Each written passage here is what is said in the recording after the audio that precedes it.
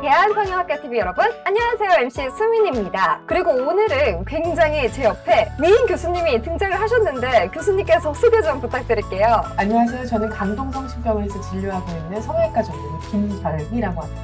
오늘은 굉장히 우리 교수님과 함께 어떤 주제를 다룰지에 대해서 뭔가 궁금해지고 기대가 되는데요. 네, 오늘 주제도 굉장히 특별하죠. 그렇죠. 좀 어디서도 들어보기 힘든 좀 그런 주제일 것 같아요. 맞습니다. 제가 강동성심병원 특히 LGBTQ 플러스 센터에서 근무를 하고 있는데요. LGBTQ 플러스가 어떤 의미인지 알고 계세요? LG까지는 압니다. LG. LG. 어떻게? LG. 응. LGBTQ. 그 철자마다 의미가 있어요. L은 레즈비언, G는 게이, B는 바이섹슈얼, 양성애자, 그리고 T는 트랜스젠더, Q는 퀴어. 그리고 우리가 거기다 플러스를 붙인 거는 다양한 성별 정체성, 성적 지향성 말고도 더 넓은 스펙트럼을 포함한다. 이런 의미로 Q를 붙였습니다. 성소수자를 진료하는 센터거든요. 예전에 보수적인 우리 사회를 생각하면은 이전보다는 훨씬 자신의 정체성을 드러내고 활동하시는 분들이 많아졌죠. 맞습니다. 그래서 오늘 준비한 주제가 네. 바로 이 성전환 수술에 대해서 알아볼 거잖아요. 궁금한 게 있다면요. 네. 이 성전환 수술이 아닌 성별 확정 수술로 부르는 이유가 또 따로 있다고 들었거든요. 네, 맞아요. 그리고 아직 대중들은 성전환 수술이라는 단어를 많이 쓰고 그리고 또 성소수자 당사자분들도 성전환 수술이라는 단어 아직 많이 쓰시는 분들이 계세요. 근데 우리가 사실 단어가 바뀌는 이유는 언어는 사실 우리의 의식과 사회 변화를 이제 반영하잖아요. 네. 이제는 성전환 수술이 아닌 성별 확정 수술로 부르자 이렇게 부르는데 그 이유는 사실 미국에서도 마찬가지입니다.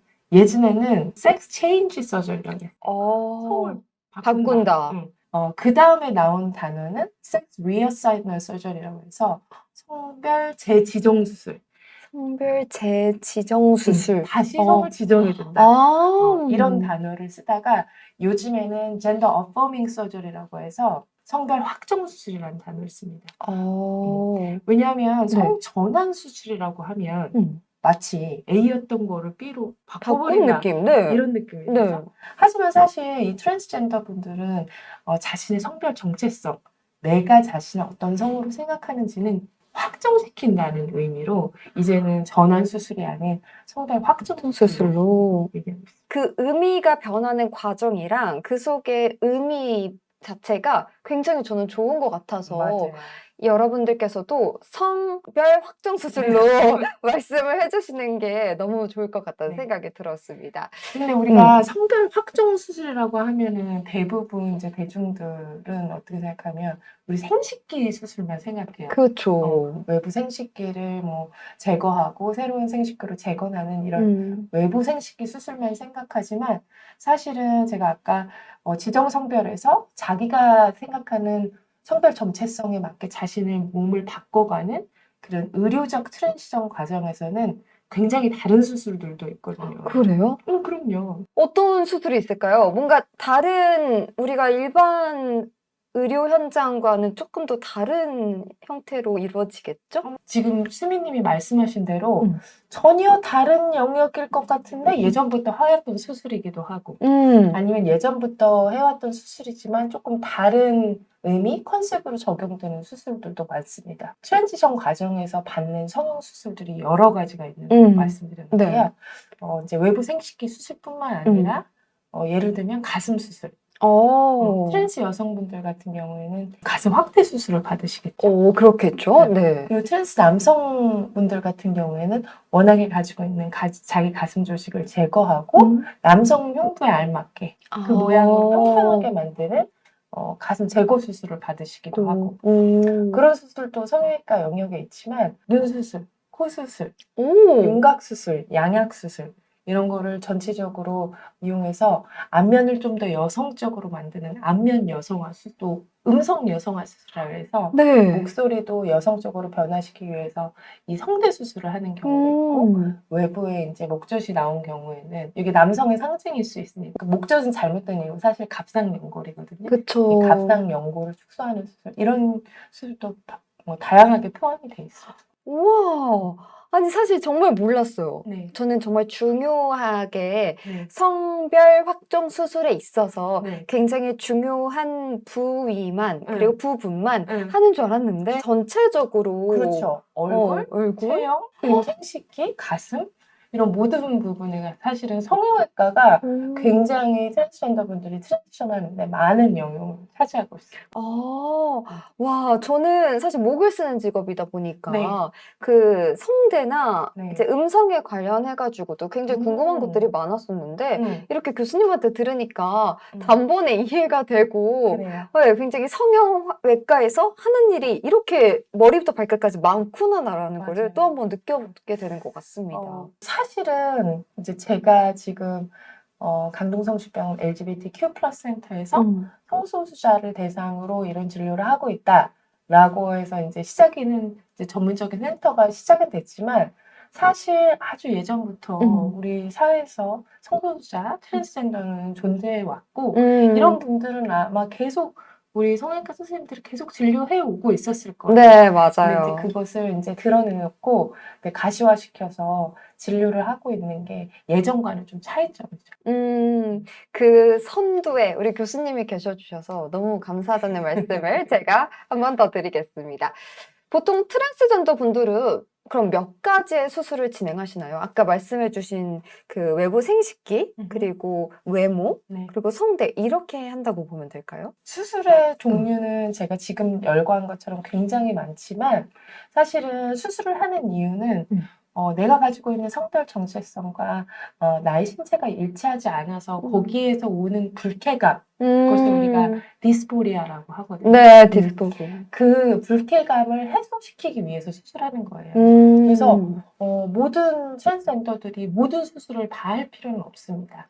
나의 불쾌감을 완화시킬 수 있을 정도로 내가 가장 불편한 것은 어떤 것인지 알아보고 거기에 맞게 수술을 하는 것이지 모든 수술을 모든 트랜스젠더가 다 일률적으로 하는 것은 아닙니다. 교수님과 이렇게 얘기를 나눠보니까 또 하나의 궁금증이 드는 게 이 성별 확정 수술도 제가 일반적으로 하는 그런 성형 수술과의 현장과 비슷한지 아니면 완전히 좀 다른지 그것도 궁금하거든요. 뭐 당연히 뭐 수술방의 환경은 뭐 당연히 비슷하겠지만 약간 좀 다른 거는 감정적인 부분이 많이 들어가는 것 같아요. 왜냐하면 물론 성형수술도 굉장히 고민을 거쳐서 의사결정 과정을 거치게 되지만 특히나 성별 확정 수술 같은 경우에는 많은 환자분들이 일생을 기다려왔던 수술이기 때문에 수술 전에 갖는 기대감도 크시고 또 수술 후에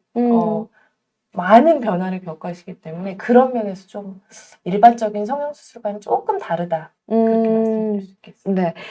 이 트랜스젠더 분들이 태국에서 제가 듣기로는 수술을 좀 많이 한다고 들었거든요. 근데 이제 태국에서 왜 트랜스젠더 분들이 수술을 주로 받는지에 대해서 항상 의문이 있었는데 그건 이유가 어떻게 될까요? 일단은 이제 의료 비용이 워낙에 이제 태국 같은 경우는 이제 의료 비용이 싸니까 비용적인 면에서 가시는 분들도 계시고 또 이제 예전에 성별 확정 수술을 많이 했으니까 경험이 많으리라 이렇게 생각해서 가시는 경우가 있는데 최근에는 환경이 많이 변했고 저뿐만 아니라 국내에 계시는 또 다른 이런 성별 확정 진료를 하시는 선생님들이 아주 선진화된 뭐 미국이나 유럽 이런 데서 트레이닝을 받으시고 오셔서 한국에서 진료를 하고 계시기 때문에 사실 지금 현재 한국에서 이루어지고 있는 성별 확정 수술은 뭐 태국에 비교할 수 없을 만큼 기술이 더 선진화된 기술이고 당연히 시설 같은 것도 외국에 비해서는 저희 나라가 훨씬 좋죠. 그러면 이제는 보통은 그럼 태국보다는 우리나라, 한국에서 더 많은 성별 확정 수술을 진행하고 있는 추세인가요? 저는 어떤가요? 그게 저희 꿈이에요. 오. 왜냐면 지금 제가 말씀드렸듯이 기술적인 면으로나 시설적인 면으로나 연구적인 면으로나 저희 나라가 훨씬 앞서 나가고 있는데 아까 전에 태국에 갔더니 굉장히 트랜스젠더도 많고 사회 자체가 성소수자를 되게 편안하고 아무렇지 않게 받아들이는 이런 문화잖아요. 네. 사실 저는 그런 문화에 이런 태국에서 이루어지는 성별 확정 많이 이루어지는 게 영향을 끼치고 있다고 봐요. 왜냐하면 유럽이나 동남아시아 국가에서 태국에 가서 환자들이 수술을 받게 되면 거기서 쓰는 의료 비용 그리고 이제 와서 태국에서 쓰는 다른 부대 비용들이 사실 사회 전반에 걸쳐서 그 혜택이 나눠지게 그렇죠. 되잖아요. 그러니까 그래서 대중들이 아마 저는 성소수자에 대해서 오히려 오픈 마인드를 가지고 있다고 생각하거든요. 말씀드린 대로 대한민국 기술이 더 발전해 있기 때문에 이제는 태국이 아닌 대한성형 아시아의 성별 확정 수술에 대한 허브가 되어서 많은 환자분들이 우리나라에 오고 그럼으로 인해서 우리나라 사회에서 성소수자가 더 편안하게 받아들여질 수 있는 그런 사회가 되길 바랍니다. 네, 우리 교수님의 꿈을 응원하고 대한민국이 또 우리 성별 확정 수술의 강국이 되기를 기원하면서 마지막 질문을 좀 드리자면요. 네. 사실 의료 보험에 관해서도 네. 이게 한 번쯤은 궁금증을 가질 수 있을 것 같아요. 네. 이 성별 확정 수술, 한국에서 의료보험 적용이 되는 건가요? 현재로서는 아직은 되지 않고 있습니다. 하지만 미국이나 유럽 같은 경우에는 성별 확정 수술이 보험이 되고 있고요. 그런 배경에는 이 성별 불편감 자체가 자신의 선택이 아닌 의료적 치료로 환자들이 좋아질 수 있고 삶의 질을 높일 수 있고 이분들을 성별 확정 수술을 통해서 기능하는 사회인으로 복귀할 수 있게 만들어지는 의료의 혜택이 갈 수 있는 환자분이라고 생각하는 거에 인식이 있거든요. 그래서 저희 나라도 결국은 그쪽을 가리라고 보고 있습니다. 네, 맞습니다. 우리 교수님 덕분에 오늘 성별 확정 수술에 대해서 굉장히 쉽고 또 간결하고 또 무엇보다 보람차고 의미 있게 짚어냈던 것 같아서 더욱더 의미가 깊었던 것 같습니다. 다음에도 또 나와주셔가지고 또 자세한 이야기 그리고 더 세세한 이야기 풀어주세요. 그래요. 고마워요. 감사합니다. 대한성형학교 TV 여러분